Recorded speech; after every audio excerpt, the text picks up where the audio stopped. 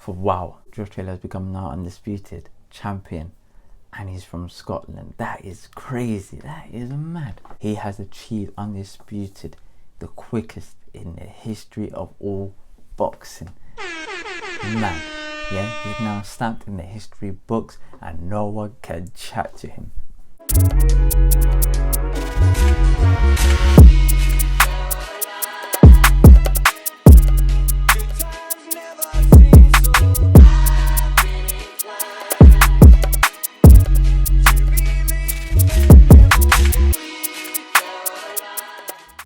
Yo guys, welcome back to my video. If you haven't done it already, please click the subscribe button.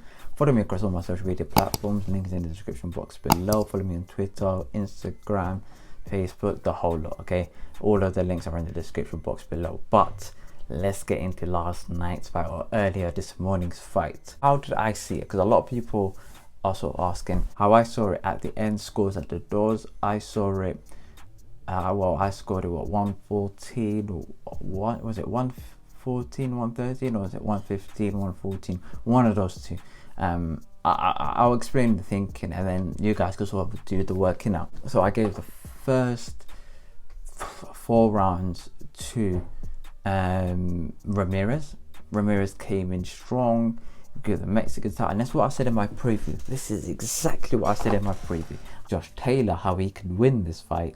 If he fights in a sort of a Tyson Fury, Deontay Wilder first fight-esque, where you're fighting on the back foot, simple jabs and producing your skill, bobbing and weaving effectively, coming in and out of range through precision and timing, doubling up shots with double jabs, right hooks, being sharp on the day, I think he could win. I said he's got to come forward, he's got to try stick it on man, and the best way to like defend against that sort of approach is to double jab and fight on that outside, or 1-2 and fight on the outside. There isn't, like, you don't need to do that, not, I would say you would need to do that much, but in terms of your punch selections, there's only a limited amount of punches that are going to be effective against those sort of fighters. I was proven slightly wrong with regards to that part, but for me, I was promoting a simplistic approach to this fight. Double jab, get out of the way, 1-2, double jab, right hand. It's something very simple combination, and drumming outside of range. And that's exactly what he the earlier part of the fight, that's not what he did. The first 4 rounds, he was getting pressured, yeah, like a cooker. He was getting put on the spot, like he was getting shot, body shot, not too much headshot, because Josh Taylor's ability to maneuver his feet to make it in an awkward position where he can't get hit clean was admirable. Also his skill level to slip shots is also effective, highly effective, and that's what made him sort of not get caught flush with some of the big shots that Ramirez was throwing early doors. So first 4 rounds I gave it to Ramirez. Ramirez was sticking it on him, and like that's how I scored in the first 4. Then I gave the 5th round to Josh Taylor, and then we get into the 6th round. Ramirez, I say, was doing it the earliest 4 rounds. He was coming forward and applying the pressure. But in the approach where he was trying to engage or trying to throw, I think he was trying to throw a double jab, etc. Because Josh Taylor is southpaw, there comes a few advantages where angles or natural angles that he will throw would always be, to an orthodox fighter, would be like blind spots where you get caught flush in certain scenarios, and this is one of them. If you a backhanded shot, and Jose Ramirez he dropped to the floor, and it was a long count. I'm gonna speak about the referees in a bit. He knocked him down with a left hook. It knocked him down. It didn't look like he was absolutely hurt, but he looked like it just stung him a bit. And this is, you know, when you get to that level, you don't need explosive knockout power, especially in the super lightweight. We're already fighting in what, super lightweight. I can't remember. They were fighting at 140 pounds. Okay, let's just say 140 pounds, because the weight classes starts getting a bit more confusing. Okay, but afterwards, round 7 comes along,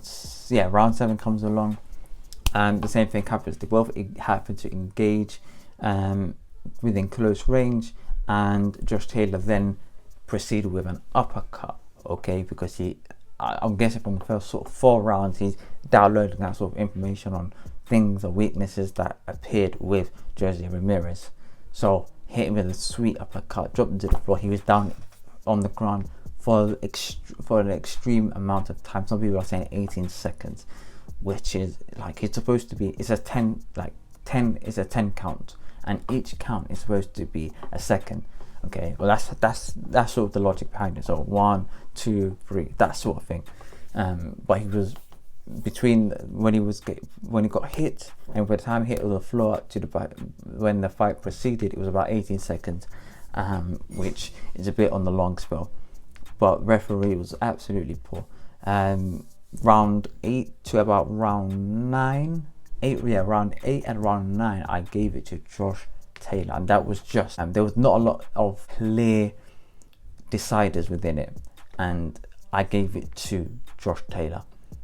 The last 3 rounds I gave it to Ramirez. Ramirez really tried to end this fight, or tried to close the fight extremely well. And it's one, I think round 10 he just about won. Round 11 he stepped up even more. Around 12 he picked up even more. But the problem is that we've included the 2 knockdowns. I had if there was no 2 knockdowns, he would have won by about. He would have just about won.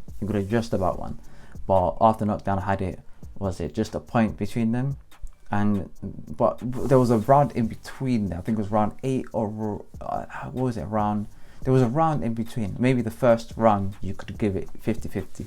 I think the first round was a very ambiguous round to score, so 50-50 round for those 2 could have been acceptable in my opinion. Therefore, the 114-112, which all the referees' scorecards appear to be, I could accept that. I can more than accept that. Some people had him up like 160, 111. Like I'm not being funny. Like, I'm a biased person, okay? With regards to the British boxing, I treat this like it's the EDL fam, yeah? I'm 100% support of our own people, okay? I'm not EDL, by the way, before anyone gets out of my ideas. But I'm in support of British fighters, or especially overseas, 100%. You get my unanimous support, irrespective of my personal feeling towards you, unless you are a selective few individuals that you are basically scum of the earth. Yeah, we're talking like you're well known, you're getting blacklisted everywhere for obvious reasons. Okay, I'm usually in support of those sort of fighters. So even when Fury goes on to fight the likes of a Wilder in the States, I'll be behind Fury. And I was like right behind Josh Taylor. But when I'm looking at this fight, I'm trying to score it. I try to be as impartial as I possibly can. Okay, I try to not get my feelings too much into it. And in this fight, I scored it 114, 113. Josh Taylor was put in difficult circumstances in this fight. I'm gonna be really honest with you guys. The referee and the production team really done him dirty. And let's start with the referee. Both of the drops, was, if you're counting it like an average, like not an average count, but a typical fight count, if you apply that sort of amount of time to the Ramirez, he should have been out from the first knockdown. Okay, the second knockdown was even longer, so he should have been knocked out in the first one and the second one, which means that the Kelly Bailey should have waved it off, and he was basically threatening Josh Taylor to take away a point from the scorecards due to conduct where he was pushing Ramirez's head down in order to strike upwards. And to an extent, it's understandable. I see where he was going with this, Kenny Bayless, but I ultimately did not agree with how he conducted himself during this fight. It lacked some impartiality. But nevertheless, Josh Taylor won, so who cares? FITV, I've got another bone to pick with these guys, okay? 2 sort of problems. Number 1, your scheduling of the fight was an absolute lie. The fight was supposed to take place at 4 p.m. or 4 a.m. I'm just like, I took like a little nap. I woke up around 10 to 3.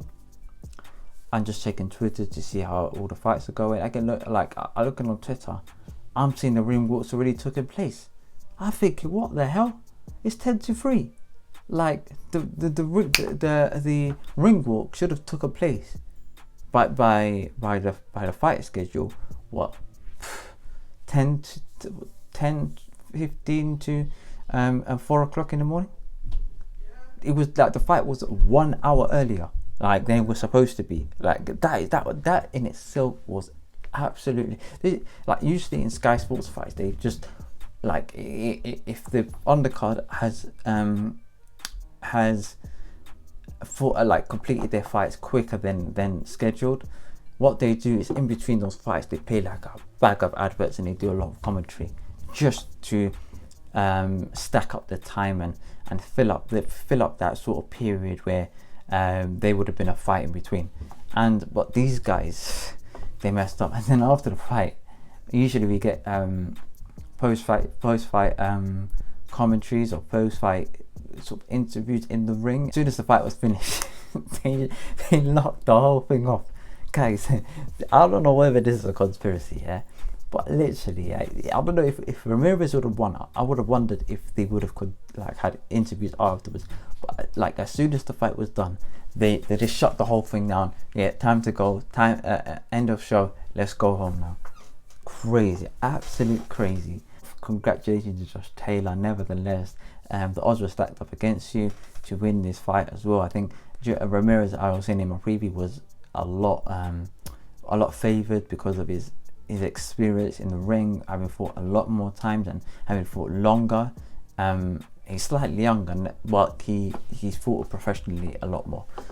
So he was sort of edged towards the victory, but I called it a 50-50, and I also said that this is going to be a points win. I think Josh Taylor would win this on points. It's very difficult to get a position abroad, but I think it will be so convincing and so clear cut to the extent where it'll be a disgrace for you not to give it to Josh Taylor. I told you I never get things wrong. Even let's not get into the village of, but I don't get anything wrong nowadays. Okay, like as of last night and today. Great win for Josh Taylor. Great win. First ever undisputed champion since Lennox Lewis, and the fastest ever undisputed champion. Wow. Yeah? Who said British boxing is dead? You're done out here, yeah? Whoever said British boxing is dead, you man are done for, yeah? You man are done out here, yeah? I'm not hearing it no more. Peace, love. I'm going to end it here. Peace, love and prosperity, guys. And I'm going to catch you guys in a bit. Peace.